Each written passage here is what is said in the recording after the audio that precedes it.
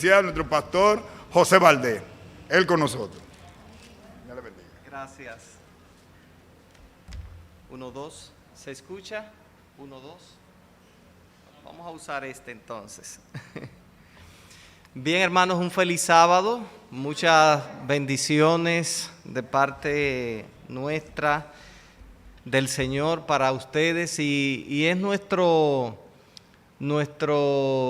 deseo de poder hacer que nuestra estadía en este distrito pueda llegar a ser una bendición para todos. Allá al fondo está mi esposa, Rosagni. Yo creo que ustedes la conocen más que yo. Y nada, raras veces uno llega a un distrito donde conoce a mucha gente, como es el caso de esta iglesia, porque creo que conozco a una buena cantidad de ustedes, a otros no los conozco así, algunos nada más de vista, pero a otros los he tratado durante varios años. Hermano Juan, yo llegué a venir a esta iglesia cuando estaba en la casa, que estaba antes de construirse el templo. Ya de eso eso es por allá por el 1994. O sea que todavía ni se soñaba con hacerse el templo 93, 94 por ahí. Pero damos gloria a Dios por la oportunidad que nos da de poder ejercer nuestro ministerio en esta iglesia.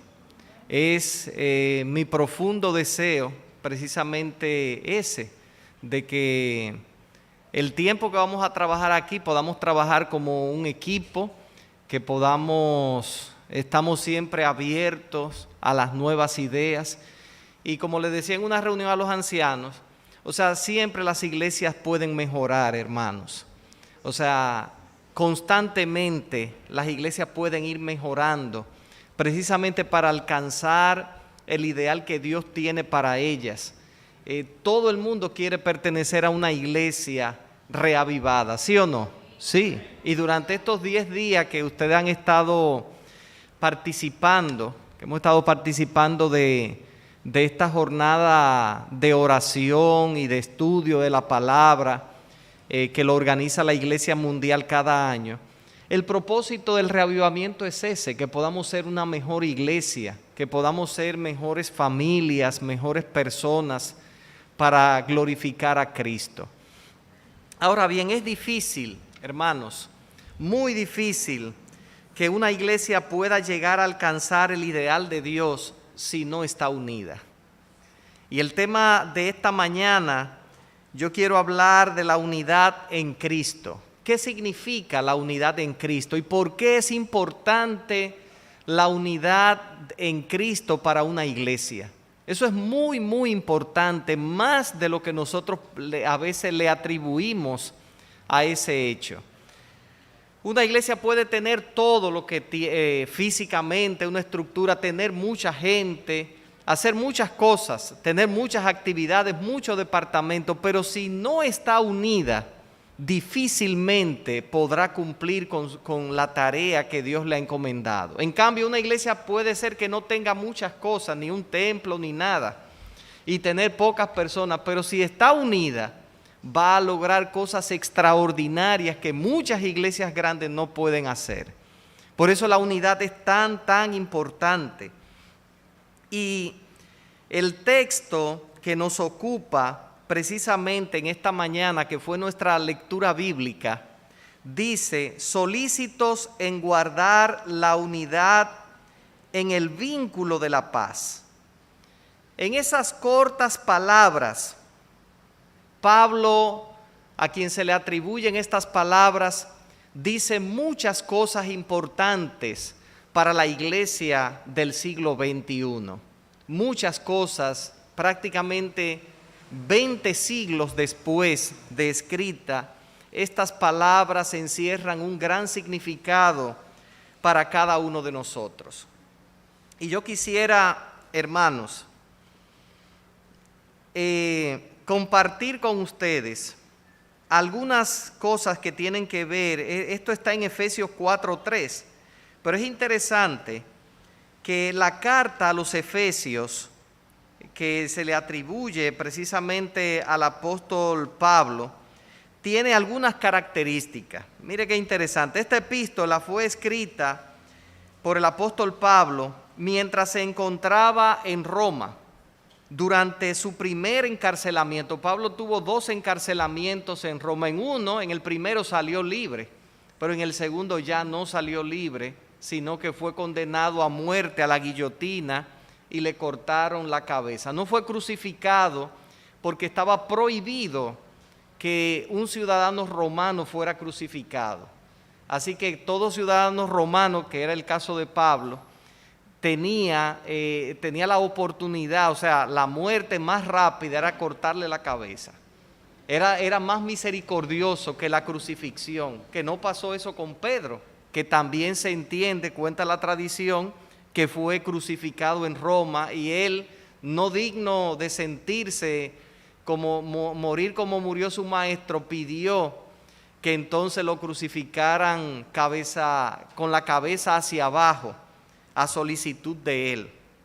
Pero Pablo vivió precisamente durante esta estadía de su prisión en Roma, escribió esta carta en el año 62 y es conocida como una de las epístolas de la prisión, juntamente con la carta que escribió a los colosenses, la que escribió a los filipenses y también una personal que escribió a Filemón. El tema de Efesios es la unidad en Cristo. Si usted estudia toda la carta, se va a dar cuenta que el énfasis, el propósito de la carta era indicarle a los creyentes la importancia de la unidad en Cristo. Pablo describe una iglesia formada por judíos y gentiles, asiáticos y europeos, libres y esclavos, representantes todos de un mundo resquebrajado y dividido que debía ser restaurado a la unidad en Cristo. Es por esto que la epístola a los Efesios ha sido llamada los Alpes del Nuevo Testamento y se destaca en medio de las cumbres de las 9 epístolas paulinas escritas a 7 iglesias. Si usted no ha leído nunca esta carta de manera completa, yo le invito, le pongo eso como tarea para hoy en la tarde, que usted se lea la carta. Son 6 capítulos, que usted se lea la carta a los Efesios, para que usted note la importancia que Pablo le da a la unidad. Se puede afirmar que lo que los romanos y gálatas fueron para la iglesia del siglo XVI y la reforma protestante, Efesios lo es para la iglesia de hoy, del siglo XXI. Una iglesia, Gálatas y Romanos hablan de la justificación por la fe en el marco de un hito histórico del protestantismo del inicio. Pero Efesios habla de la unidad en Cristo, sin la cual la iglesia no irá a ninguna parte, ni siquiera al cielo. Si la iglesia no logra su unidad aquí en la tierra, no va a poder ir al cielo. Entonces es por esto que el gran apóstol a los gentiles, preocupados por la unidad del cuerpo de creyentes, dice en Efesios 4:3, solícitos en guardar la unidad del Espíritu en el vínculo de ¿qué cosa? De la paz. Note usted que la unidad no se puede conseguir si no hay ¿qué cosa? Paz. Paz interna y paz de los unos hacia los otros. Dios estaba preocupado por la unidad de la iglesia en el tiempo de Pablo. También lo está en este tiempo, hermanos. Si hubo un tiempo en que la iglesia necesita estar unida, es este. Porque apenas algunos podríamos, cada vez que abrimos los periódicos, sean digitales o físicos, siempre el tema principal, ¿cuál es?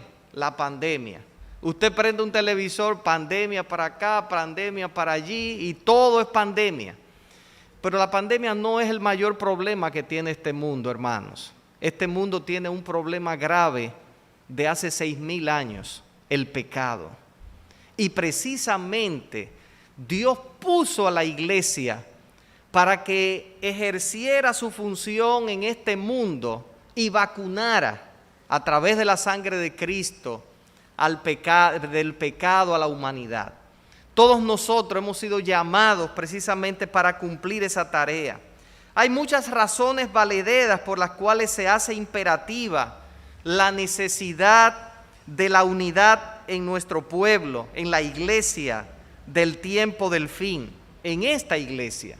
Por eso la iglesia está tan preocupada, los líderes, porque la iglesia experimente un reavivamiento. Pero no va a pasar ningún reavivamiento, hermanos, si no estamos unidos. De hecho, usted al estudiar lo que pasó en la iglesia apostólica no logró hacer el impacto que tenía que hacer hasta que ellos no se reunieron esos 10 días y pusieron a un lado cualquier diferencia que tenían, que las tenían bastante.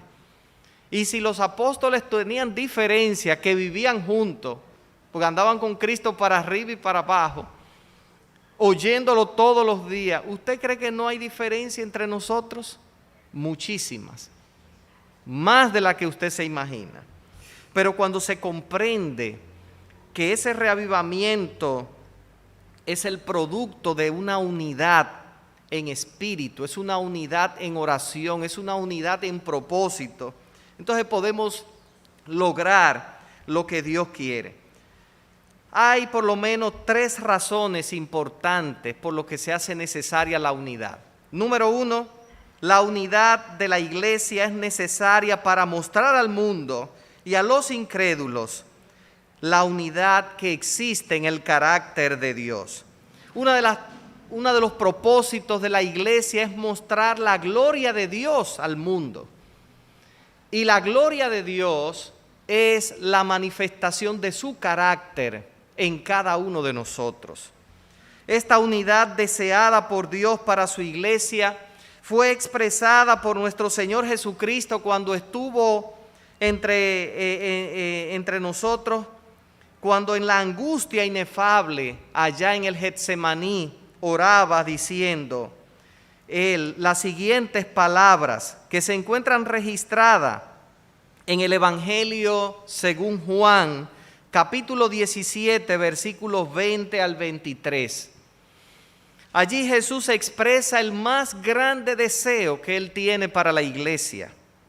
Y se lo expresó en su oración al Padre diciendo: mas no ruego solamente por estos, sino también por los que han de creer en mí por la palabra de ellos, para que todos ellos sean uno, como tú, oh Padre, en mí y yo en ti, que también ellos sean uno en nosotros, para que el mundo crea que tú me enviaste. Amén.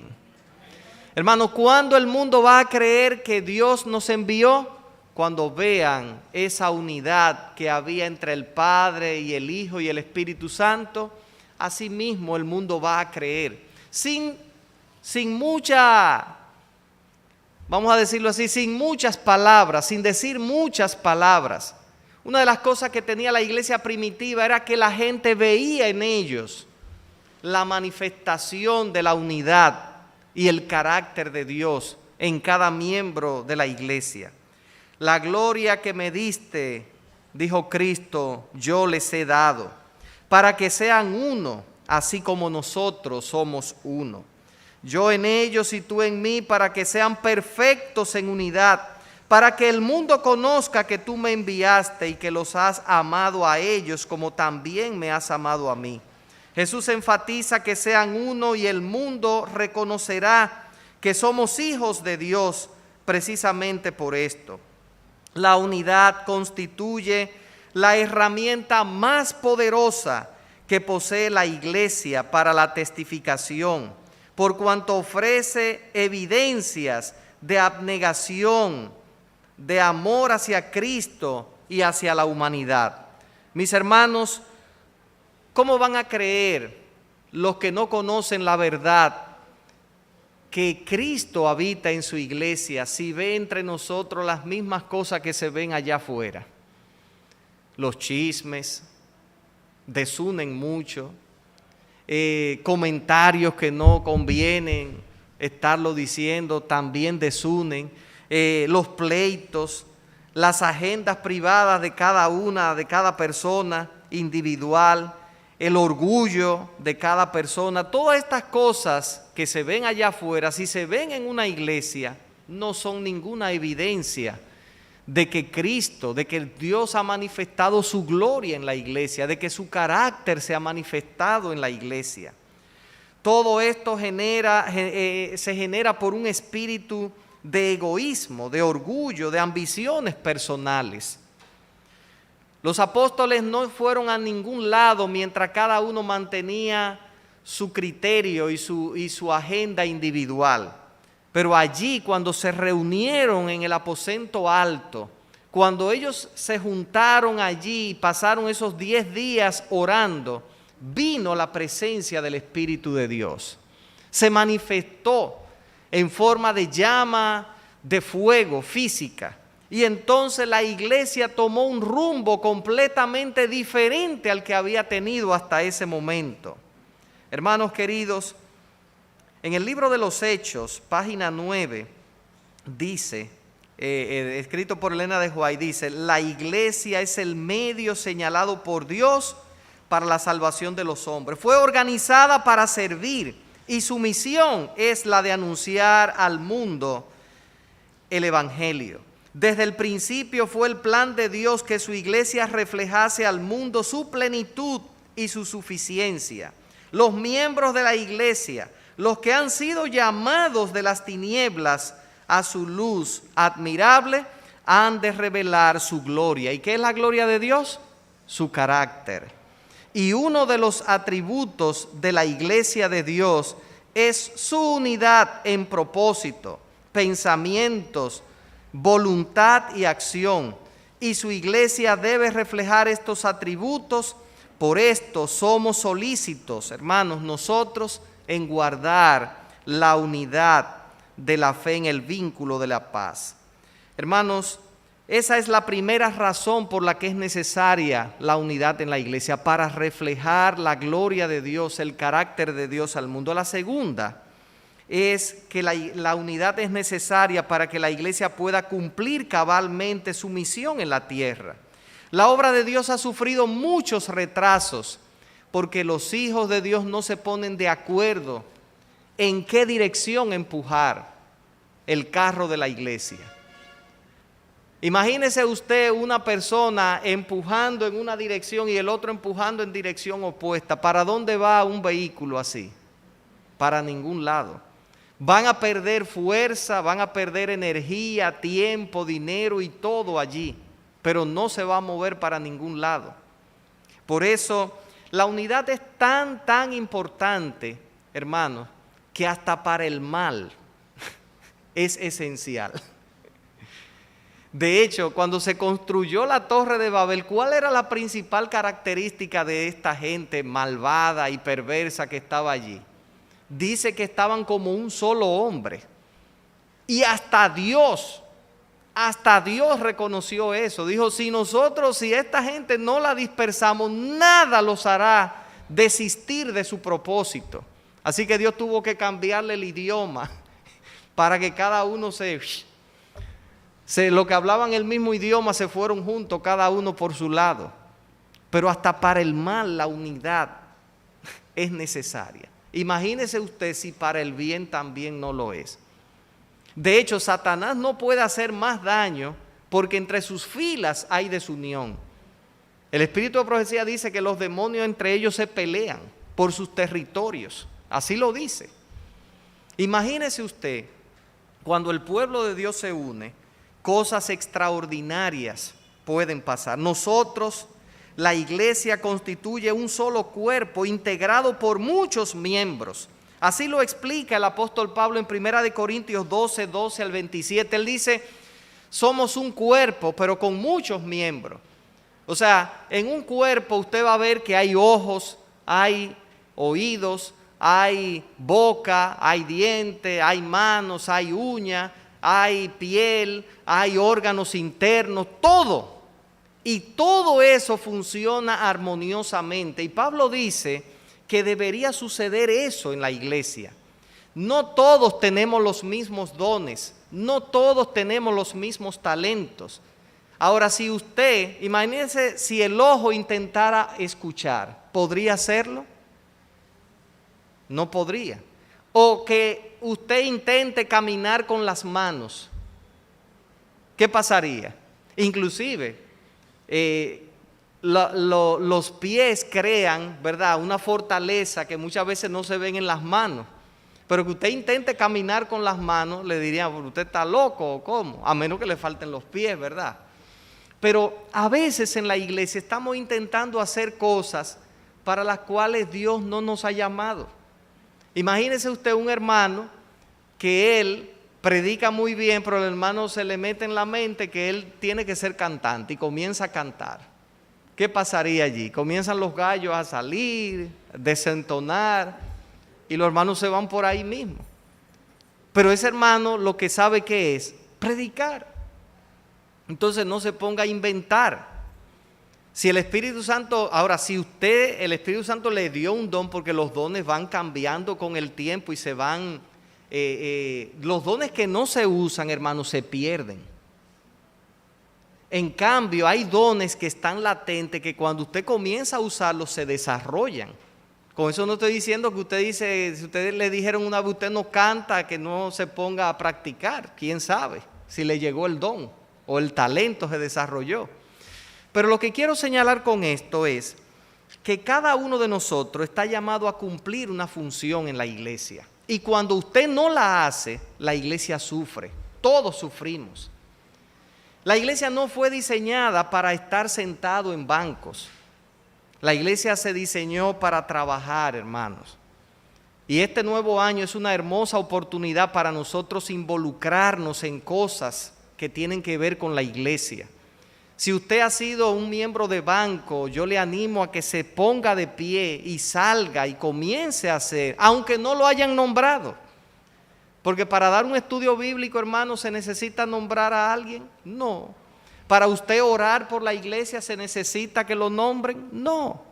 Aunque hay ministerios que desarrollan funciones como estas, cada uno de nosotros está llamado a usar los dones. Y es lo que Pablo está señalando. Cuando cada miembro de la iglesia cumple con sus dones, ejercita sus dones, la iglesia cumple con su misión. Hermanos queridos, en testimonios para la iglesia, testimonios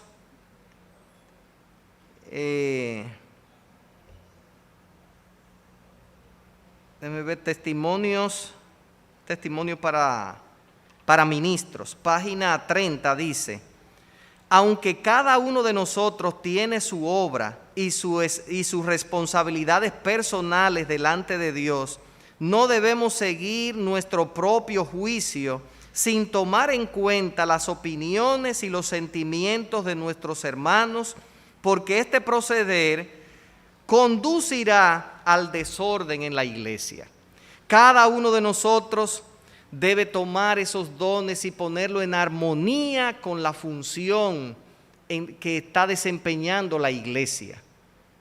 Y hermanos, en la iglesia adventista a veces nos pasamos de democráticos.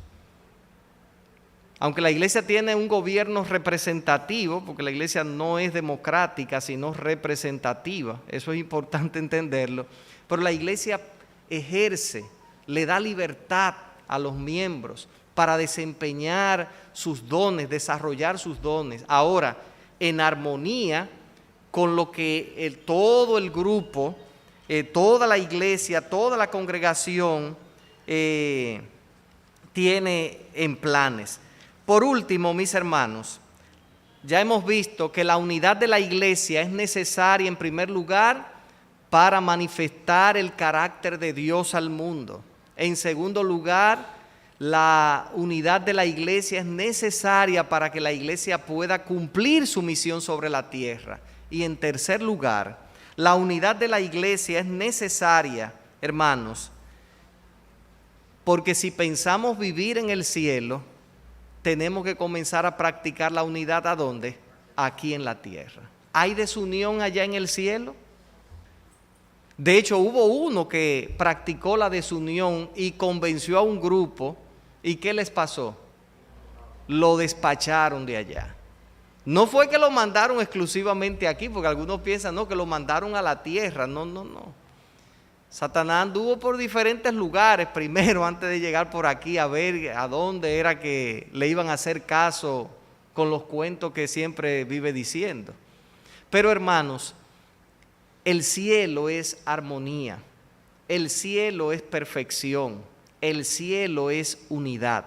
Y todos nosotros, si aspiramos a vivir en el cielo, tendremos que practicar la unidad aquí en la tierra y especialmente ¿dónde?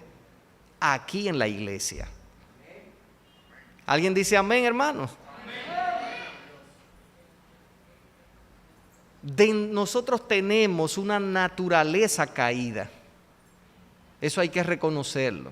Y aunque usted se bautizó y usted se convirtió a Cristo, esa naturaleza caída todavía está con usted y le va a acompañar a usted hasta el día de la resurrección o hasta el día de la transformación cuando Cristo aparezca en las nubes de los cielos. Así que nosotros estamos luchando con una tendencia. El pecado nos empuja a la desunión. El pecado nos impulsa, hermanos, a ser egoístas. Nacemos egoístas, tenemos una naturaleza caída egoísta que solamente empuja ¿para dónde? Para acá. Pero cuando Cristo, a través de su Espíritu, entra a nuestras vidas, cuando Cristo produce en nosotros el reavivamiento, el despertar espiritual, entonces nos damos cuenta que no es el odio, que no es la mentira, que no es la venganza, que no son los pleitos, sino que es el amor lo que debe prevalecer en la iglesia. Y cuando esto llega a suceder, entonces usted comienza a vivir el cielo aquí en la tierra. Amén, hermanos. El propósito de Dios al crear la iglesia es que nosotros comencemos a experimentar aquí el cielo en la tierra. Imagínese usted una iglesia donde todos los hermanos se amen unos a otros, donde los hermanos todos se preocupen unos por otros, donde los hermanos se junten para cumplir con la misión de la iglesia, donde cada quien usa sus dones para bendición de los demás, donde se manifieste diariamente un derramamiento del Espíritu Santo. Eso es el cielo, hermano. Eso es el cielo. Y eso nosotros podemos experimentarlo si lo deseamos. Pero a veces estamos esperando que otro comience. Aprovechemos al finalizar estos 10 días de oración que concluyeron anoche. Aprovechemos, hermanos, este año que está nuevecito todavía, en medio de esta crisis, para hacer cambios a fondo en nuestra vida. Es lo único que nos va a permitir alcanzar ese ideal que Dios tiene para nosotros, para llevarnos al cielo. Hermanos, no nos engañemos. Si no aprendemos a vivir en unidad aquí en la tierra, no podemos vivir en unidad allá en el cielo. Todos sabemos lo que le pasó a Lucifer. Lamentablemente trajo como consecuencia un desorden en el cielo. De hecho, Dios quiere repoblar el cielo con los seres humanos. Eso lo dice Elena de White. Esa tercera parte de ángeles que se perdieron por causa de esa desunión, Dios quiere que nosotros, seres caídos, vamos a ascender, hermanos, al nivel prácticamente de un ángel. Nosotros somos una categoría inferior y Dios quiere elevarnos a ese nivel y repoblar el cielo y la tierra nueva con todos los salvados. Esa tercera parte que se perdió, porque el cielo va a estar aquí en la tierra. Gloria a Dios. En eso consiste. Todos nosotros debemos dejar a un lado las diferencias personales y unirnos en el vínculo perfecto del amor de nuestro Señor Jesucristo. Así como pasa con los rayos de una bicicleta o de un motor, todos los rayos están en diferentes puntos, pero todos van convergiendo ¿hacia dónde? Hacia el centro, convergen hacia el centro. Y el centro es Cristo. Aunque cada uno de nosotros tiene sus propias características y sus propias diferencias, cuando nos proponemos imitar a Cristo en nuestras vidas, todos llegamos a conseguir esa unidad por la gloria de Dios. Así que nuestra meta, hermanos, para alcanzar esa unidad deseada es parecernos a Cristo. Dígale al que está a su lado, yo quiero que te parezcas a Cristo.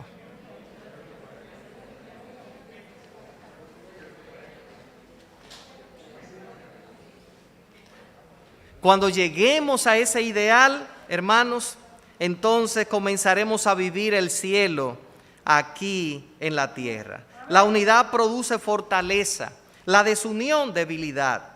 ¿Qué elegiremos nosotros, hermanos? Al inicio de este año, de este nuevo periodo eclesiástico, ¿qué elegimos nosotros? ¿Ser un agente de unión o un agente de desunión? Así que cuando alguien te venga con algo, tú lo reprendes como le hizo Cristo.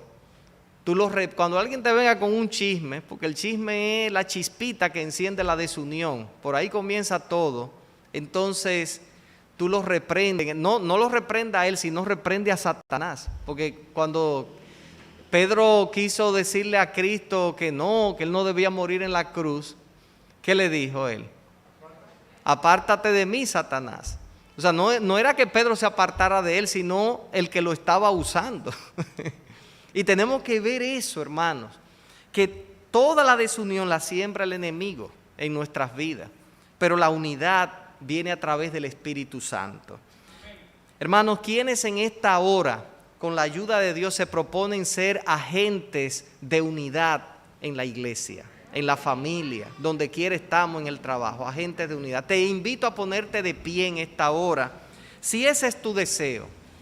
Al salir de este lugar, proponte cambiar aquellas cosas que no te están ayudando a ser un agente de unidad. Si acostumbra a conversar sobre la vida de otros cuando no están presentes, deja eso. Si tienes que decirle algo a alguien, díselo personalmente. Eso requiere mucho valor y la presencia del Espíritu de Dios. Pero decírselo personalmente, mira, eso no está bien, en lugar de comentárselo a otra persona en ausencia. Eso es más fácil, eso lo hace todo el mundo.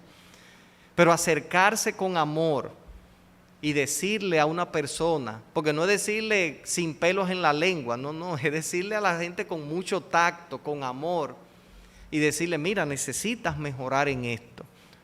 Yo me propongo eso, y quiero que cada uno de nosotros nos lo propongamos, y que podamos ser agentes de unidad en este año.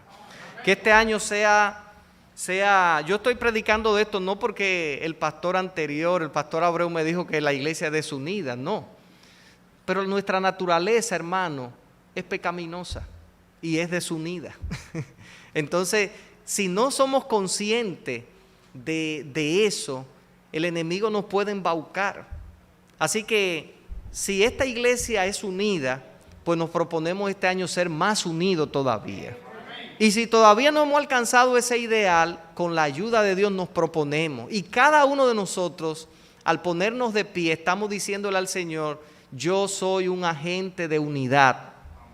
Donde quiera que yo esté, voy a promover la unidad en mi familia, en mi trabajo, en mis estudios, en mi escuela o en mi universidad, entre mis vecinos. En todas partes yo me voy a proponer ser un agente de unidad en mi iglesia sobre todas las cosas. Y en la medida que eso pasa, el carácter de Cristo se irá manifestando en nosotros. Padre, en esta hora agradecemos por tu palabra. Gracias porque a través de Pablo nos has legado esa carta tan interesante de los Efesios. Ayúdanos a practicar los principios de la unidad que allí se reflejan, Señor. Que desde este momento, Padre, tu Espíritu Santo tome posesión de nuestras vidas. Al concluir estos 10 días de oración, Señor, pedimos que nos ayude a convertirnos en un agente de unidad, en un agente de reavivamiento, en un agente de oración, en un practicante de tu palabra, que donde quiera estemos otros puedan ver reflejado en nuestras vidas el carácter de Cristo. Y que este año, a pesar de esta crisis, Señor, sea un año glorioso en nuestras vidas, sea un año glorioso en esta iglesia, y que tu gloria se manifieste en toda su plenitud, y que tu carácter sea revelado en cada palabra, en cada pensamiento y en cada acción nuestra. Gracias, Señor. Al salir de este lugar rogamos que tu presencia continúe con nosotros. En el nombre de Jesús. Amén. Amén. Que Dios les bendiga a todos, hermanos.